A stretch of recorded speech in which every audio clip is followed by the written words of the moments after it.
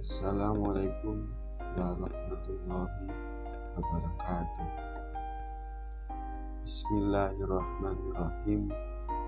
Alhamdulillahirabbil alamin. Wa bihi nasta'inu ala umuri dunya waddin.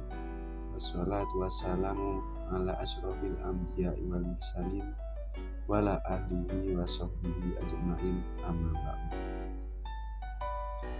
Yang saya hormati Ibu Ratna Nulin Naja MPDI selaku dosen pengampu mata kuliah dasar pendidikan Islam, dan tak lupa teman-teman yang saya cintai yang berbahagia. Puja dan puji syukur kami panjatkan atas kehadirat Allah Subhanahu wa Ta'ala yang telah melimpahkan rahmat dan karunia-Nya sehingga kita dapat berkumpul dengan kondisi sehat di tengah-tengah pandemi COVID saat ini. Dan tak lupa, marilah kita panjatkan sholawat serta salam terhadap junjungan Nabi besar Nabi Muhammad SAW yang telah membawa kita dari zaman kegelapan menuju zaman yang terang benderang saat ini. Pada presentasi kali ini, kami akan membahas tentang pengembangan kebijakan pendidikan Islam yang beranggotakan Hendra Eka Saputra, yaitu saya sendiri, kemudian dilanjutkan oleh saudari Nabila Sidkiah, dan yang terakhir oleh saudari Adelia. Perkenalkan, nama saya Hendra Eka Saputra yang akan membahas pengertian pengembangan kebijakan pendidikan Islam. Pengembangan dari sebuah kebijakan seharusnya dilakukan dengan memperhatikan bahwa kebijakan itu sekiranya akan dapat menjangkau masa depan. Artinya, pembuat kebijakan harus melihat kualitas kebijakan yang akan dikembangkannya dalam kemampuannya menuju masa yang cukup lama. Dalam siklus kehidupan di mana kebijakan tersebut akan ditetapkan. Dengan sebab itu, di lapangan seringkali ditemui banyaknya pelaku sebuah kebijakan. Seringkali tidak mendapatkan informasi pasti mengenai waktu pada saat kebijakan ditetapkan, serta seluruh pertimbangan atau latar belakang masalah yang membuat sebuah kebijakan tersebut lahir. Hal tersebut bukan menjadi rahasia lagi yang menyebabkan kemungkinan kurang tepatnya kebijakan itu sendiri bagi pengguna kebijakan. Karena antisipasi yang dilakukan sebelumnya pada saat proses pengembangan kebijakan tersebut tidak dilakukan secara serius dan berlandaskan analisis kebutuhan yang matang, sehingga tepat guna. Menurut Pilar dalam edisi Swanto, kebijakan pendidikan merupakan keseluruhan proses dan hasil perumusan cara strategis pendidikan yang dijabarkan dari visi dan misi pendidikan dalam rangka untuk menghasilkan tercapainya tujuan pendidikan dalam suatu masyarakat dalam kurun waktu tertentu. Dalam pembuatan kebijakan pendidikan ini tidak bisa dilepaskan dari nilai-nilai filosofi dan teori pendidikan. Kebijakan publik dalam bidang pendidikan dinyatakan dalam program pendidikan yang dianggap memiliki dampak dalam peningkatan kesejahteraan masyarakat. Implementasi program pendidikan ini perlu dilakukan evaluasi atau penilaian, riset, dan pengembangan sebagai masukan dalam peningkatan mutu pendidikan. Materi selanjutnya akan dibacakan oleh saudari Nabila Sidkiah.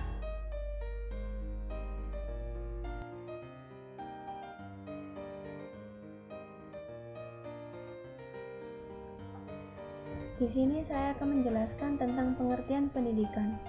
Menurut Blake, dalam Muhammad Hasan, pendidikan merupakan suatu proses kegiatan yang universal dalam kehidupan manusia. Karena dimanapun dan kapanpun di dunia terdapat proses pendidikan. Pendidikan pada hakikatnya merupakan usaha untuk membudayakan manusia atau memuliakan manusia. Untuk terlaksanakannya pendidikan dengan baik dan tepat, diperlukan suatu ilmu yang mengkaji secara mendalam bagaimana harusnya pendidikan itu dilaksanakan. Ilmu yang menjadi dasar tersebut haruslah yang teruji kebenarannya. Ilmu tersebut merupakan ilmu pendidikan. Pendidikan tanpa ilmu pendidikan akan menimbulkan tidak tercapainya tujuan pendidikan. Meskipun pendidikan merupakan suatu gejala yang umum dalam setiap kehidupan masyarakat, namun perbedaan filsafat dan pandangan hidup yang dianut oleh masing-masing bangsa atau masyarakat dan bahkan individu merupakan perbedaan penyelenggaraan kegiatan pendidikan tersebut. Dengan demikian, selain dari bersifat universal, pendidikan juga bersifat nasional. Sifat nasionalnya akan mewarnai penyelenggaraan pendidikan bangsa itu. Adapun pengertian pendidikan nasional dan pendidikan Islam. 1. Pendidikan nasional. Dalam Undang-Undang Sikdiknas 2003 Pasal 1 Ayat 2, pendidikan nasional adalah pendidikan yang berdasarkan Pancasila dan Undang-Undang Dasar Negara Republik Indonesia tahun 1945 yang berakar pada nilai-nilai agama dan kebudayaan nasional dan tanggap terhadap tuntutan perubahan zaman. Agama sebagai tujuan pendidikan agar peserta didik memiliki kekuatan spiritual keagamaan dan sumber nilai dalam proses pendidikan nasional. 2. Pendidikan Islam. Pendidikan Islam adalah kegiatan yang dilaksanakan secara terencana dan sistematis untuk mengembangkan potensi anak didik berdasarkan pada kaidah-kaidah agama Islam. Pendidikan Islam adalah pendidikan yang bertujuan untuk mencapai keseimbangan pertumbuhan pribadi manusia secara menyeluruh melalui latihan-latihan kejiwaan, akal pikiran, kecerdasan, perasaan dan kebudayaan nasional dan tanggap terhadap tuntutan perubahan zaman. Agama sebagai tujuan pendidikan agar peserta didik memiliki kekuatan spiritual keagamaan dan sumber nilai dalam proses pendidikan nasional. 2. Pendidikan Islam. Pendidikan Islam adalah kegiatan yang dilaksanakan secara terencana dan sistematis untuk mengembangkan potensi anak didik berdasarkan pada kaidah-kaidah agama Islam. Pendidikan Islam adalah pendidikan yang bertujuan untuk mencapai keseimbangan pertumbuhan pribadi manusia secara menyeluruh melalui latihan-latihan kejiwaan, akal pikiran, kecerdasan, perasaan serta panca indera yang dimilikinya. Dalam perspektif budaya, pendidikan Islam adalah sebagai pewarisan budaya, yaitu sebagai alat transmisi unsur-unsur pokok budaya kepada para generasi, sebagai identitas umat tetap terpelihara dalam tanganan zaman. Bahkan dalam termo sosio-kultural yang plural, dikatakan pendidikan Islam tanpa daya sentuhan budaya akan kehilangan daya tarik yang pada akhirnya akan menjadi tontonan artifisial yang membosankan di tengah percaturan arus globalisasi. Penjelasan selanjutnya akan dijelaskan oleh pemateri Adel.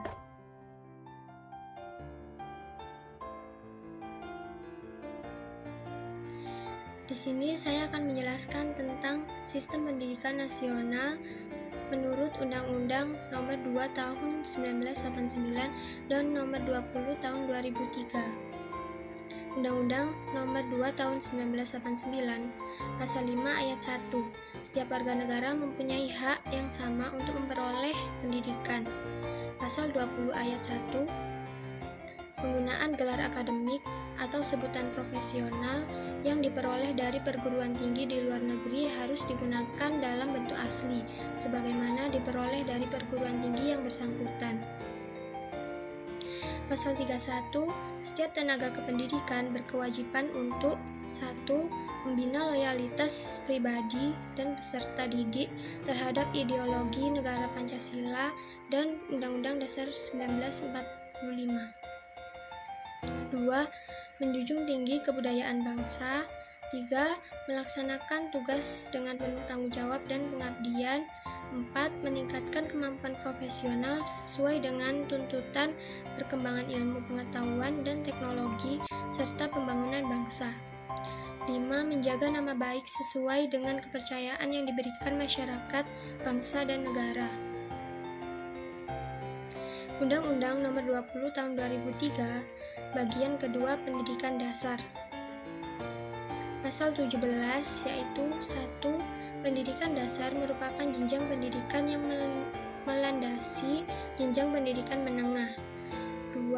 Pendidikan dasar berbentuk sekolah dasar dan madrasah ibtidaiyah atau bentuk lain yang sederajat, serta sekolah menengah pertama SMP dan madrasah sanawiyah MTS atau bentuk lain yang sederajat.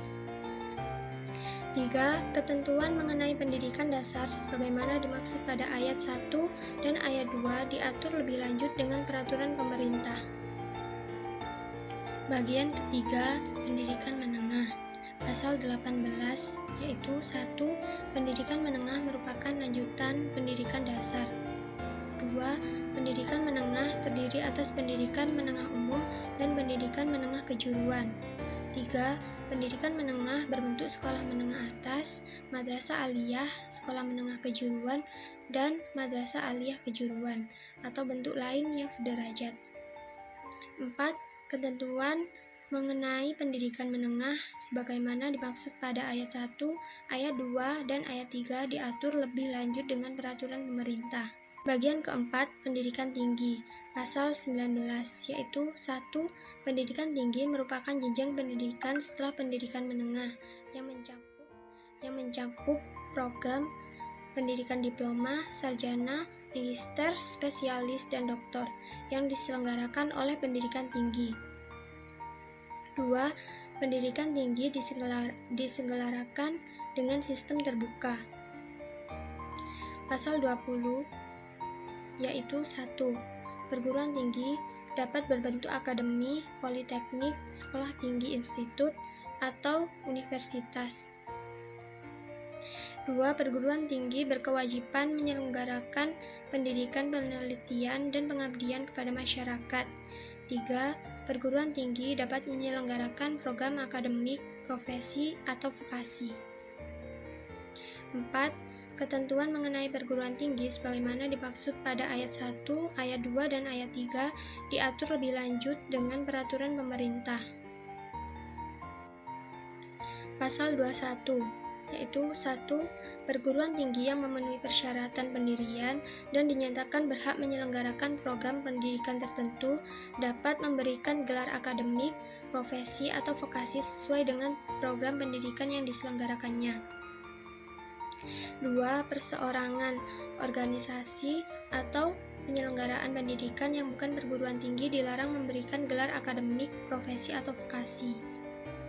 3. Gelar akademik, profesi, atau vokasi hanya digunakan oleh lulusan dari perguruan tinggi yang dinyatakan berhak memberikan gelar akademik, profesi, atau vokasi. 4. Perguruan gelar akademik, profesi, atau vokasi lulusan perguruan tinggi hanya dibenarkan dalam bentuk dan singkatan yang diterima dari perguruan tinggi yang bersangkutan. 5. Penyelenggara pendidikan yang tidak memenuhi persyaratan pendirian sebagaimana dimaksud pada ayat 1 atau penyelenggaraan pendidikan bukan perguruan tinggi yang melakukan tindakan sebagaimana dimaksud pada ayat 2 dikarenakan sanksi administratif berupa penutupan penyelenggaraan pendidikan. 6. Gelar akademik, profesi, atau vokasi yang dikeluarkan oleh penyelenggaraan pendidikan yang tidak sesuai dengan ketentuan ayat 1 atau penyelenggaraan pendidikan yang bukan perguruan tinggi sebagaimana dimaksud pada ayat 2 dinyatakan tidak sah. 7. Ketentuan mengenai gelar akademik, profesi, atau vokasi sebagaimana dimaksud pada ayat 1, ayat 2, ayat 3, ayat 4, ayat 5, dan ayat 6 diatur lebih lanjut dengan peraturan pemerintah.